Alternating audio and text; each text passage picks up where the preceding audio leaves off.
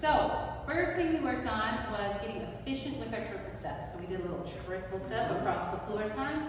Then we did 8 count across the floor, making sure we don't pop up on that triple step. And then we went backwards as well. 5, 6, 7, 8. Hey, so we're bending forwards when we go backwards, staying on the ball of our foot, and not letting the parking brake get stuck on those triple steps. So keep moving with them. Then what we did is we really worked on the swing out from closed. So, freeze on 5. 5, we're going into the middle of the room. That's where we're going with that swing out.